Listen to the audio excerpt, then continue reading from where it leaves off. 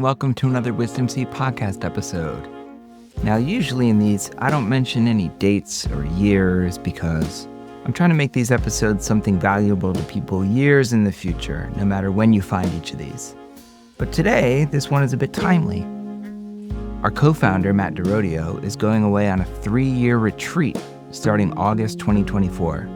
As I speak to you now, it is the very end of June 2024, and so while he's getting ready to go away, we at the Wisdom Seed are getting ready to try to take over the myriad things that he does. So we did gather as a community recently for our monthly A Mindful Gathering series to learn from Matt, why is he going away on a 3-year retreat? What's that all about? What does it entail? We had an engaging discussion, and with Matt's blessing, it is available for you to listen to here. Enjoy.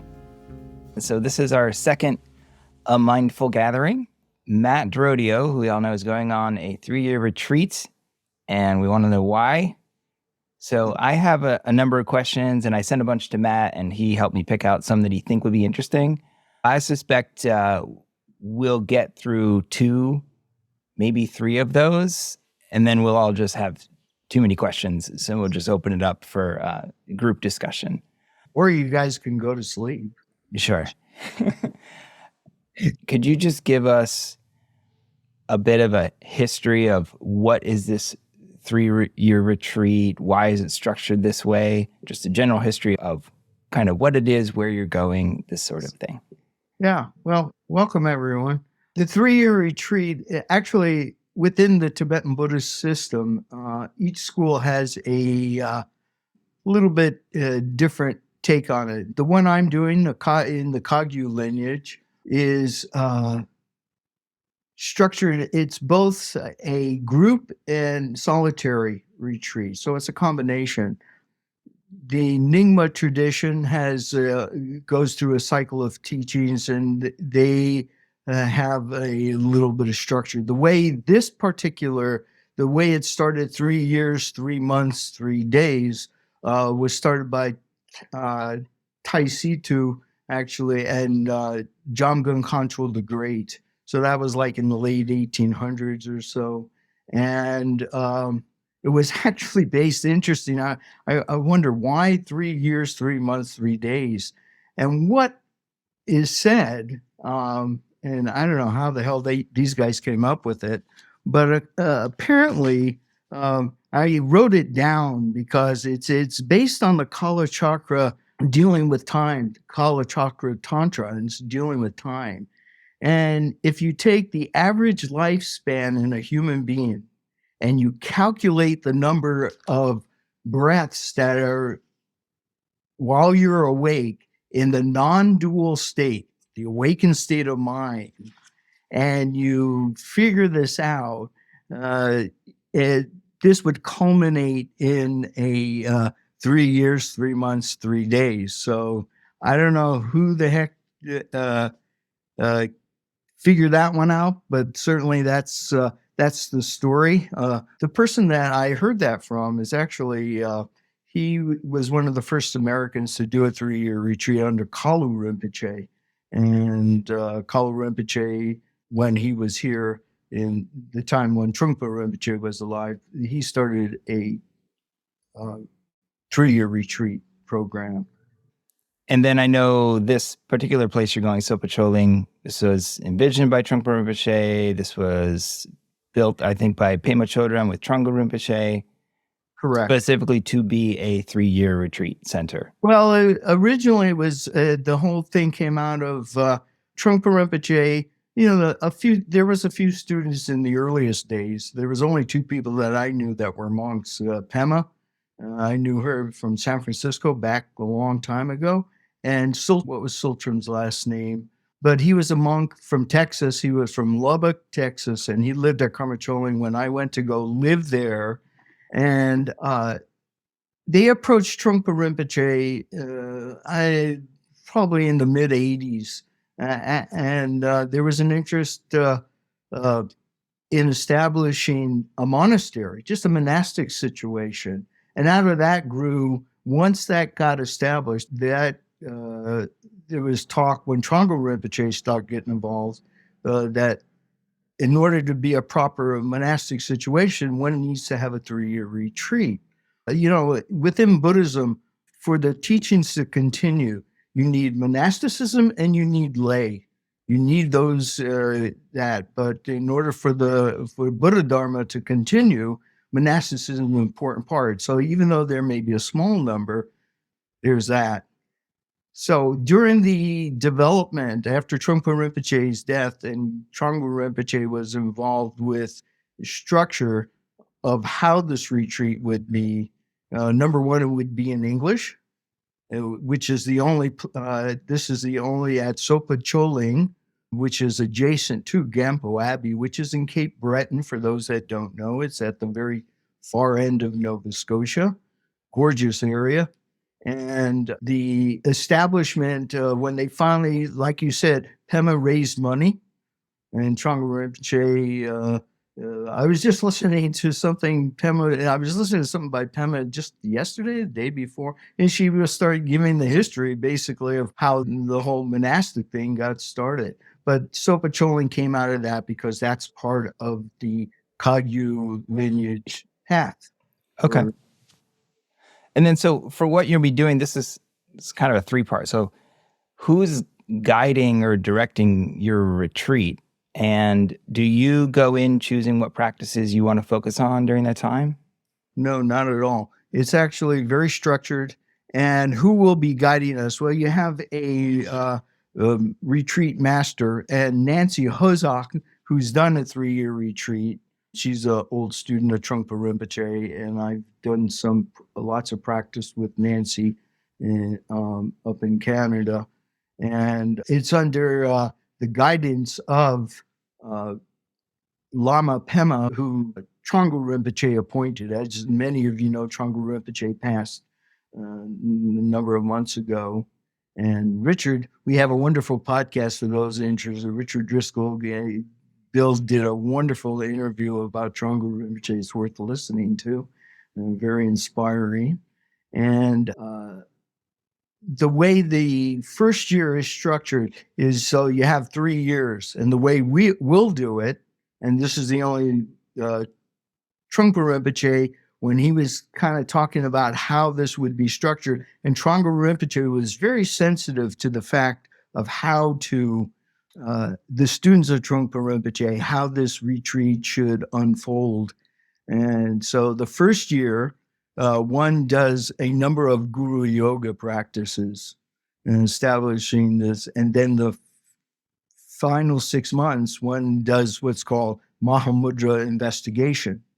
And actually, that's led by Laura Kaufman, who's a student of Trungpa Rinpoche and Trungpa Rinpoche, an early student. She actually lives in the Philadelphia area. So Laura and I are old friends, and some of us know her well. But she'll be coming up to do that. She was instructed by Trungpa Rinpoche and given permission to teach the Mahamudra. That's the first year. I come back home, hang out for a year. I return. The second year is the Yidam practice of Vajrayogini and Chakrasamvara. So these are just more advanced yogic sadhana practices. The third year is where one starts getting into what's called the 6 yogas of Naropa. And there's some other sadhanas, Mahakala practices. The way the day is structured is actually, we do some, group practice, chants, and, we're going to learn musical instruments, how to make tormas, more sophisticated tormas than many of us know how to make.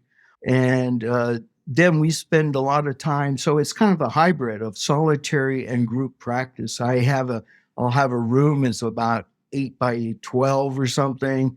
There's a really cool, if you go to the Sopa Choling website, you can actually see the room where it says you're supposed to sleep in a box, but people I have a feeling people kind of arrange their own situation, whatever works, when the doors are closed. Okay. My last, I have a bunch of questions, but my last one before we open it up for everyone is like, You have a family and a house. You help us run the wisdom seat. So what is inspiring you to commit to a 3-year retreat and leave all this? Yeah. Well, number one, many of us have taken bodhisattva vow, right? And with extended practice, I think all of us make this heartfelt connection that comes to the point, or comes to the realization that the only way to be of real benefit is, how can I stabilize the awakened state of mind? How can I actually, these glimpses we all have all the time, how can I expand that and be more concerned with a bigger picture? Well, you look traditionally, and John Baker, some of you know, gave me a call today because he said, "Hey, I see you're doing a 3-year retreat. I want to do one." And he said he was just reading Patrul Rinpoche, and he said he came to realize, John Baker said that he came to realize that, if you look at all these major hitters within any of these lineages, they all spend a fair amount, we're talking 10, 20 years in retreat. So 3 years, even though it looks like some unsurmountable amount of time for most of us, is something I think one may want to consider. I talked it over with my family.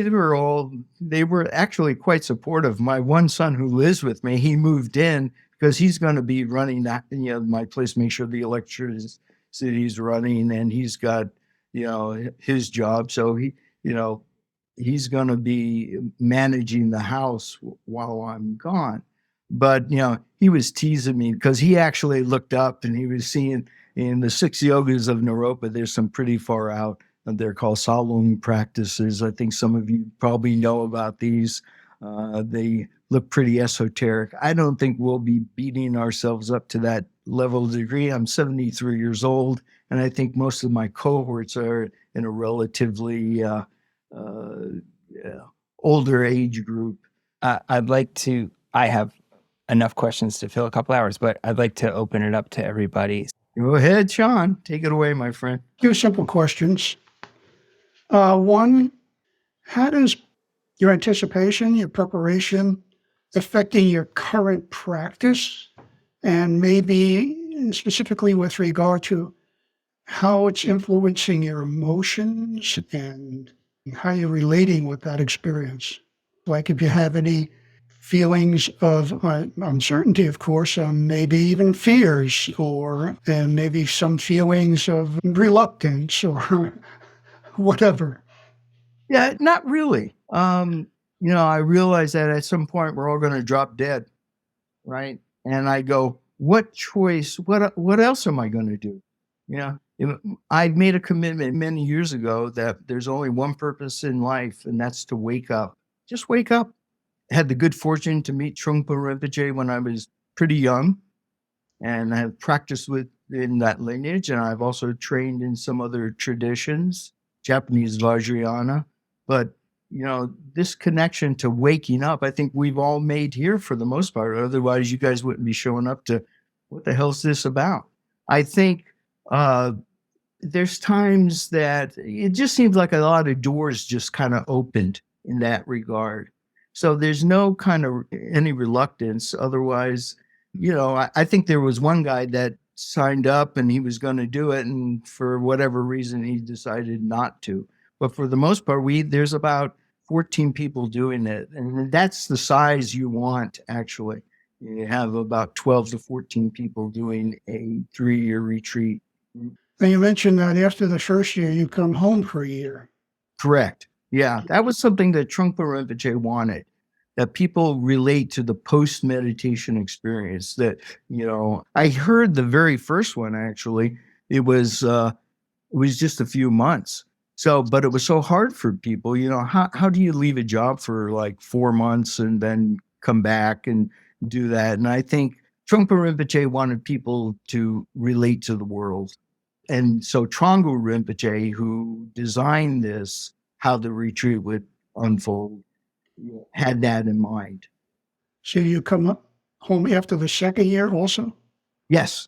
It goes 10 months in, 1 year out, 11 months in, 1 year out, 12 months in, finale. And would you mind giving an idea of what the cost is to this? Yeah, I'm fortunate. This is the one good thing about being a U.S. citizen. Our dollar value is a little better. So it was just the retreat was $12,000. So it cost me about $9,000. But there's all kinds of other things that one has. I'm going to actually be taking monastic vows. So I have to wear robes and that whole thing. So they purchase all the accoutrement. Thank you. And Sean, that gave me a chance to put a link I have where if anyone would like to support Matt financially during this retreat, that is available. Richard and Allison. Nice to see you, Matt. We admire you. Well, I try to get your husband to join me, but Before he asks the question, you know who the most important person on the 3-year retreat is, right? Who's that? The cook. Cook sees and talks with no one over the entire period and is simply serving. Yeah. Well, that's an interesting point, Allison, because, really, even though all these practices are from the Tibetan Vajrayana, really the most important part, and Trungpa Rinpoche actually made it a point that Lojong practice is the key point to this 3-year retreat. So those of us that have lived in group centers, I lived at Karma Chowing, it's like living in a fishbowl. You can't really hide and you can't get away. So you're constantly exposed to one's own neurosis all the time. Well, Annie Powell has a wonderful story on that about the plates. Every day she'd see the same plates. Whose plates are these? This is terrible. They haven't cleaned up. One day she picked them up, turned them over, Annie Pema. But Rich had a question. Yeah, Richard. So Matt, do you do rota while you're on retreat? Or are you completely engaged? Yeah, I think there is. There's you were there at Sopa Chowing. When we were there, we cleaned the bathrooms and Yes. Yeah, so I think that there'll be some element of that. We're not getting a free ride. So are you going to be doing only isolated practice or is there group practice there? It's group practice. As you know, we'll do feasts twice a month. There's Mahakala practice in the evenings, which is a big part of this 3-year retreat. There's also the 2 feasts we'll be doing is Vajrayogini and the Rain of Blessings, the Padmasambhava on the Haruka days. I don't know if it'd be of value to people, but you might, where you outlined the schedule, say something about the 3 root practices and the importance of that in a given day. If you're referring to the Guru Yadam and Protector principle, that's something that all Vajrayana students constantly address, in particular with Nundro, when one takes refuge. That's what we're actually trying to understand what these principles are and how they relate. The second year is really Yidam practice. And the 3rd year, there's a lot of Mahakala practice more so. But I get to learn how to play all those horns. And it's such a beautiful environment. I hope that you get the ocean rather than the hill. Brian. So I'm wondering 2 things. What's the daily schedule like? And also, you taught me the meditation practice on, and are you doing that practice? Because you mentioned other like Guru Yoga, Lojong, Yidam practice. So I'd like to know what the daily schedule is, and can you describe some of these other practices? Well, in regards to Shamatha Vipassana, the most important practice, because that's where the formless meditation practice is incorporated in all these other practices. Trungpa Rinpoche always told us that when one does any kind of form meditation, these guru yogas and yidam practices, any of these deity practices, there's always an element of formless meditation. And so one never solidifies anything and appreciates the energetics of what that practice brings about. In regards to the daily schedule, it's, I think when we're up at 5 and, not much different than what I'm doing now, we start our own practice there. Then we get together and do morning chants together, opening ritual for the day, then go back to our rooms, and there's the meals. There's 3 meals a day. And I have to take special consideration because I'm an insulin-dependent diabetic. So that's another thing, Sean, when you were saying, was there any concerns or hesitations or anything? Being an insulin, I have to manage this really quite tightly, and it can be difficult. Anyway, did that answer your question, Brian? Yeah. Okay, good. Yeah. Thanks. Good luck. Yeah. John, do you have another question? Aside from your practice sessions and maybe when necessary, is it a silent retreat? It's functional talking. Do you understand that principle? I do. Yeah, so it's primarily functional talking. It's not real strict, but I'm spending a fair amount of time in a room by myself. Matt, will you be communicating with anybody while you're in retreat? I won't have any email exchanges with people. So I'm told I can handwrite letters, but I'm told that people can write to me or write to the Abbey. And I don't know how that's arranged. I really haven't asked about that, but it's a minimal amount of contact with the outside world. I mean, that's the idea, is to try to keep things at a low key. I mean, certainly if there's family emergencies, it happens every retreat. Somebody's parent gets really sick, or one of their kids or something, and they may have to leave for a while. So, hi, Danny. Okay, thank you. Is it a mixed group, Matt? Women and men? Yeah, and that was the other thing that it is. And, it's interesting hearing about the kind of historical development of this particular 3-year retreat, where Trungpa Rinpoche felt, there was this time, as this patriarchal monastic situation where even if a woman was a nun for 50 years and somebody just became a monk, a male, there would be more stature given to that person. Trungpa Rinpoche said that's, won't be what's happening. And certainly Pema has worked hard in that regard, the monastic situation. So when people enter, there's an actual, and we do this whole lasong and opening of the gate. It's called, we go in, do this whole ceremony. So women go in, men go in. There's the balance there in that regard. They're separated, though, in regards to housing structure. So there's a woman's wing and there's a men's wing. So is it likely to be, kind of people in the same age range or bracket? I think, when I saw there's people in their 50s to people in my age groups in their 70s. Good. Yeah. Brian, do you have another question? Yeah. I'm still curious about the practices that you mentioned, like Lojong and Guru Yoga. Could you describe, for example, Lojong? Well, remember we did this Bodhisattva class, Michael and I did the Lojong practice, and Jackie Merrill, who's here, one of her teachers, Kensho Rinpoche, wrote a wonderful book on Tisha's Lojong practices.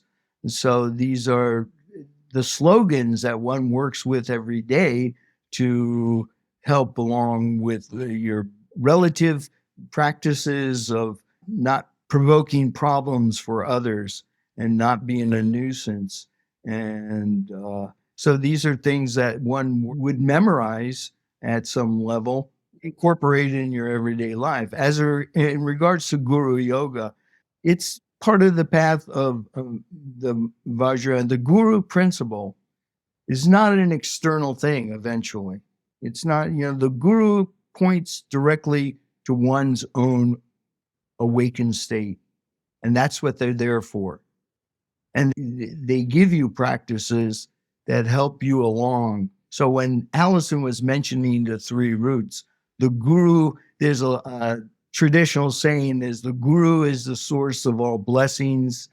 The Yidam, which is something like Vajrayogini, is the source of all siddhi, meaning all accomplishments. So during that practice, one refines one's and understands the awakened state in this energetic way. And the protector is the source of all activity. So how one engages situations like, pacifying a situation or enriching a situation, so that it's modes of action. But these things are manifested in an external way. So behavior kind of thing, right? Behavior kind of thing? well, somewhat. Yeah. I wouldn't be, but it all comes out of this very simple, formless meditation practice that we all do. Yeah, thank you, Brian. Hi, Rachel. I just want to say, Rachel has jumped into Nintuns, and she's been coming, stays there the whole day. Good job, Rachel. It's been fun. Fun. Oh, I'm doing something wrong. I'm really curious, with the structure of going in for a year and then out for a year, are there particular guidelines or like things that you are supposed to do, or a way that you stay connected in that year? Or what does that look like? Yeah, I honestly don't know that. I couldn't answer, because, until I would imagine, I know what I've already kind of planned my second year in regards to being out of the texts I want to read. And one of them's a text by Rangjung Dorje. It's called what's that one, Richard? The Principle? Profound Inner Principles. The Profound Inner Principles. And it really goes through the depth of these visualization process of what it does, these inner practices. And that's what you concentrate on. Thinking about Rachel's question, Rachel, the people we know who have done the 3-year retreat in the style of the Vidyadhara, it's varied so tremendously. Several went directly to a family member, not having the means to do otherwise, or perhaps they had children, aging parents, grandchildren. They went directly to family. One was virtually homeless during that time. I think even after 3-year retreat, he ended up in the Bowery in New York, but it was all for the Dharma, and he had no regrets. And then the in-betweeners, there were those who had, like Emily, who had careers in which they could actually, she was a professional organizer, and she could actually get some gigs to earn some more money in between. Although I know that Matt would agree, the samayas of being in a 3-year retreat, and this is where it gets challenging, and I'm sure why the Vidyadhara set it up the way he did, to maintain the commitments during the time, that you're not this constant warp and woof of the in and out. I think the bottom line, though, for anyone that does something like this, is that you notice the shift in your mind. It's the constant, and that's the thing. It's not like you're going to achieve some great state. I don't know. That's the other thing. Expectation, right? Of what are you going to get out of this? Well, who the hell knows? And you may retrospectively think, you may go, did I really do anything? Did I really accomplish what my, the hopes or whatever one kind of brings in with it? But, something I learned certainly from my teacher is that, you just you don't get anything. There's nothing to get. But one friend answered no to that, Matt, and went ahead and did another one back to back. Right. So, Matt, who will be doing the 6 yogas section? I don't know. I haven't heard yet. Okay. And Lama Pema, is he coming to Nova Scotia? Yeah. Okay. Yeah, he's coming to do the abhishekas. He will do all the abhishek. Yeah. So I don't know. In the past, and for those that understand this kind of rigmarole, the abhishekas, these are kind of, I don't want to use the word blessings, but it's a way to give you permission to do these practices in a very ritualized form. It means anointing, really. You're being kind of made to realize that one's own personal awakened state of mind, we're very regal people, kings and queens. And really, this is what we touch and how that warmth can be further developed. So you have this ritualized structure that will go. And this Lama that Richard's talking about will be coming and doing these for us. And in the past, they used to do the whole 3 year, you'd go through days and days of abhishekas, just rituals. You're sitting there and he's going on in Tibetan. You're going, what's this mean? But it doesn't matter. I heard that he may just do the stuff for the first year, and then second year we'll do it again. So I don't know how that's going to unfold, Richard. Are you going to be Lama Matt when you're done? No, Matt's not. You can make me a special hat. I told Michael Carroll, I said, dude, get me a special hat. That's all I want.